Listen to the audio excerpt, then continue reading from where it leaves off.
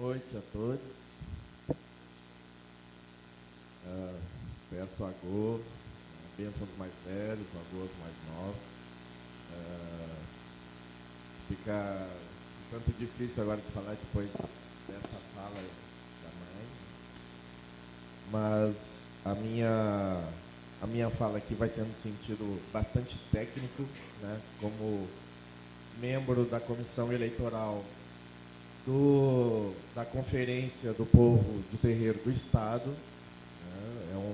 Então, a minha fala é técnica, no sentido de trazer uma compreensão. Babadiba tem certeza que depois vai ter uma fala mais no sentido de sensibilização, porque é para isso que serve a conferência, a pré-conferência. A pré-conferência é uma sensibilização para a participação da conferência, e é na conferência que a gente tem que brigar.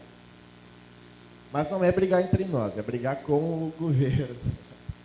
É brigar com o governo. Sim, é verdade.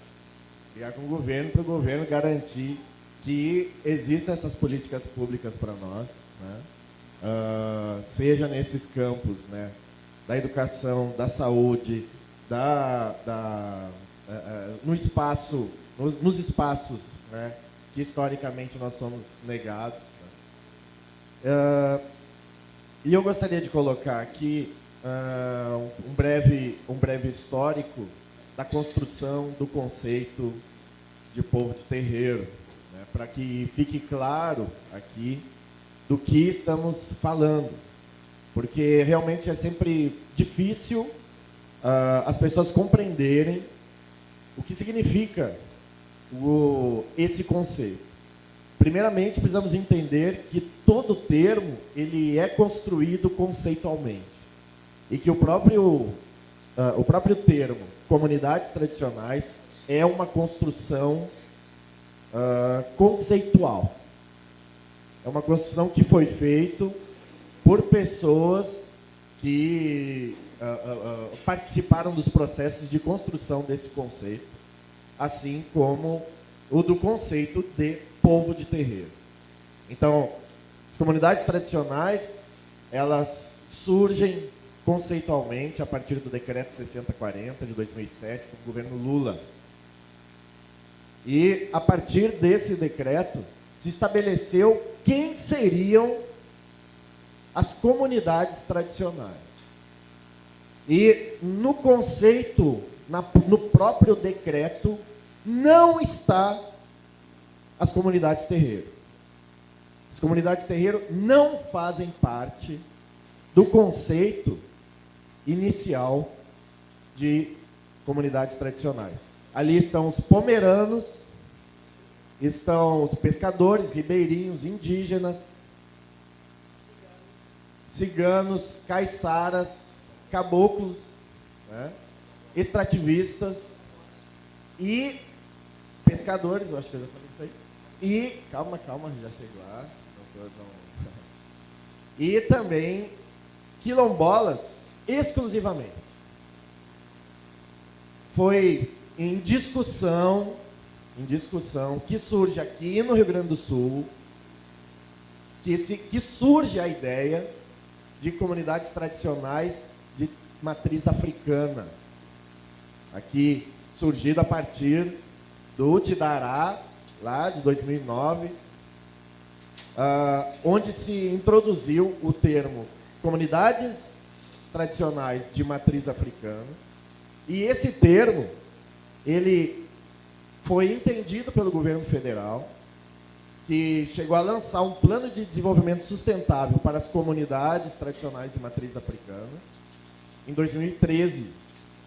E lá nesse documento está tipificado quem são as comunidades tradicionais de matriz africana, sendo eles quilombolas e povo de terreiro.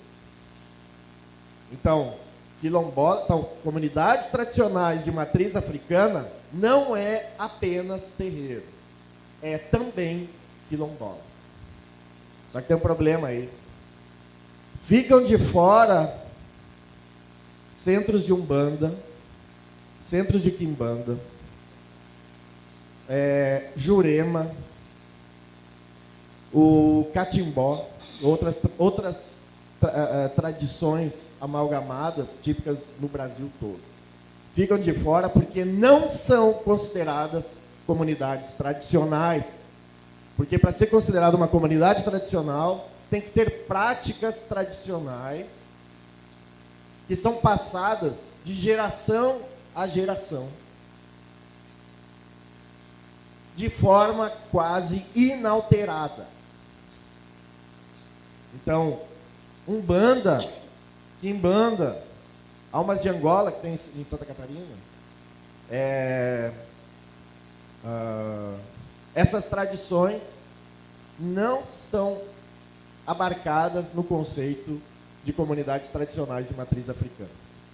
Então, foi construído lá em 2014, quando saiu a primeira conferência, com 500 delegados, foram na primeira conferência do Estado que se instituiu o conceito de povo de terreiro. Povo, não povos. Povo de terreiro. E nesse conceito, deixava claro que as comunidades tradicionais de matriz africana, que estão abarcadas dentro do conceito de povo de terreiro, são as comunidades de terreiro. Não somente de terreiro. Daí aqui os quilombolas não entram. Os quilombolas já têm as políticas públicas para eles dentro do conceito de comunidades tradicionais, de matriz africana. Então, povo de terreiro é somente as pessoas que têm algum vínculo com essa espiritualidade. E aí, então, que se construiu esse conceito.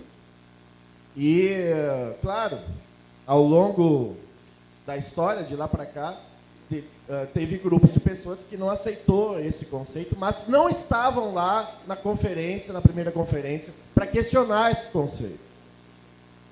Então, hoje, o Conselho do Estado é um conselho do povo de terreiro, justamente para poder dialogar com todos essas outras tradições espirituais que estão relacionadas com o povo negro de forma direta ou indireta, mas que não estão contempladas pelo conceito, pelo decreto 6040 diretamente. Tá? Então, o conceito de povo de terreiro, ele vem nesse sentido, sempre. E por isso que é tão importante que a gente adote esse conceito quando estivermos falando sobre nós.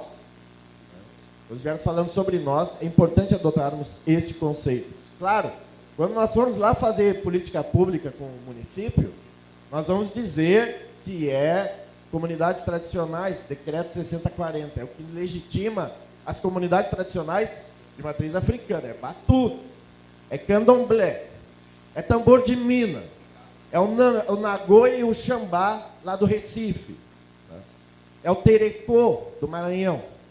Não é Umbanda, não é Quimbanda, não é Almas de Angola. Então, o conceito de povo de terreiro tem que ficar bem claro isso na cabeça da gente, o que isso significa. Tá? Para assim a gente poder efetivamente criar políticas públicas, porque só em Porto Alegre, 85% dos terreiros de batuque também tem centros de Umbanda. E também tem Quimbanda. Mas existem 15% que são exclusivamente terreiros de Umbanda, como o Cavaleiro de São Jorge, como o Abrigo São Francisco, e uma série de outros que são apenas Umbanda, que não tem nenhum vínculo e logo não estão protegidos pelo decreto 6040. E aí é que entra o decreto do Tarso Genro, que instituiu o Conselho do Povo de Terreiro do Estado, com esse conceito de povo de terreiro que está lá no decreto. O que precisamos fazer é construir municipalmente o Conselho do Povo de Terreiro desse município, e daí eu vou dizer o que eu disse lá na outra pré-conferência lá da Bom Jesus. Né? Bento Gonçalves tem um terreiro só tem um terreiro e eles têm Conselho do Povo de Terreiro. Porto Alegre, ao último censo que se pesquisou, disseram que tinha 5.000 terreiros em Porto Alegre. Eu acho que tem mais, mas não tem Conselho de Povos Terreiros. Então vamos lutar pelo Conselho Municipal, e daí a Conferência Municipal 5 e 6 é o local que a gente tem que estar lá para brigar, não entre nós, mas com a Prefeitura para ter essas conquistas.